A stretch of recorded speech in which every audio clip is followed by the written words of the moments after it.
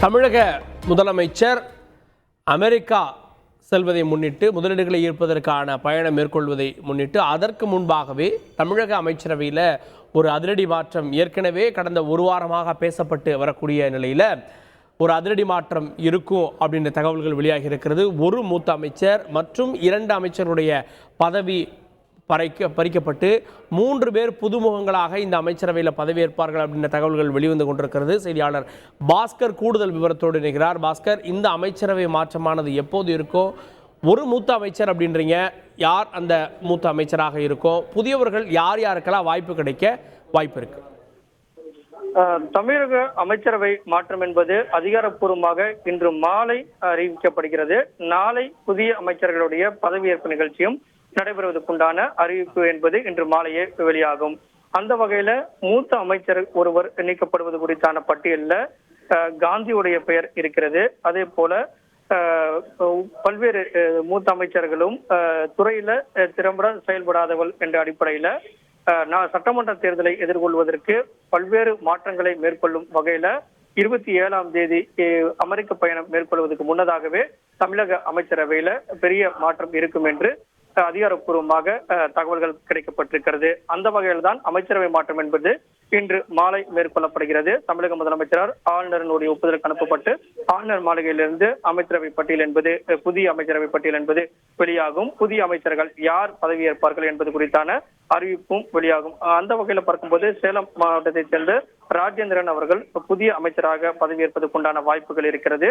அதே நேரத்தில் அதைத் தொடர்ந்து பார்க்கும்போது கொறடாவாக இருக்கக்கூடிய தமிழக அரசின் கொறடாவாக இருக்கக்கூடிய கோவை செலியனுக்கும் வாய்ப்பு கிடைக்கப்பட உள்ளதாகவும் தகவல் கிடைக்கப்பட்டிருக்கிறது.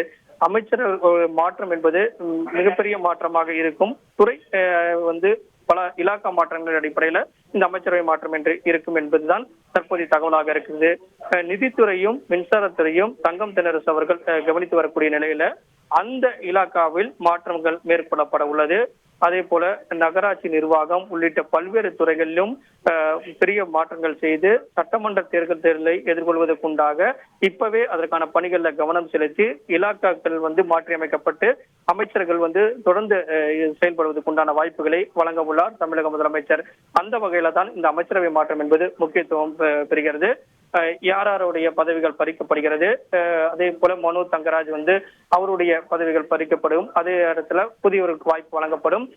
திருவள்ளூர் மாவட்டத்தைச் சேர்ந்த கிருஷ்ணசாமியுடைய பெயரும் அடிபடுகிறது 3வது நபராக.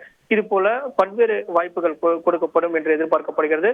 ஆவடி நாசர் ஏற்கனவே அமைச்சரவை பட்டியலிருந்து நீக்கப்பட்டார். மீண்டும் அவருக்கு வாய்ப்பு வழங்கப்படுமா என்ற எதிர்பார்ப்பும் நிலவுகிறது.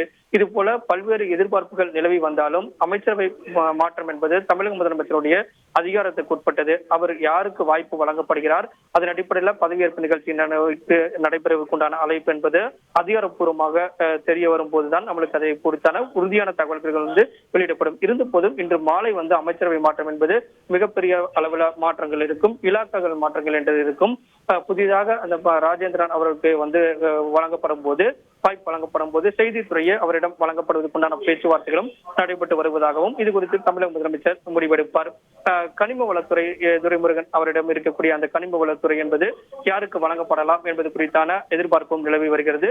பல்வேறு துறையில இலாக்காக்கள் மாற்றங்கள் என்று ஒவ்வொரு அமைச்சரிடம் மாற்றி அமைக்கப்பட்டு அதன் அடிப்படையில ஒரு உறுதியான அந்த அமைச்சரவை இருக்கும் பட்சத்துல அமைச்சர்கள் தொடர்ந்து செயல்படுவதற்குண்டான வாய்ப்புகள் இருக்கும். துறை செயலாளர்கள் அண்மையில மாற்றப்பட்டு ஒவ்வொரு துறையிலும் புதிய செயலாளர்கள் நியமனம் செய்யப்பட்டு அந்த மாற்றம் என்பது பெரிதும் எதிர்பார்க்கப்பட்டது.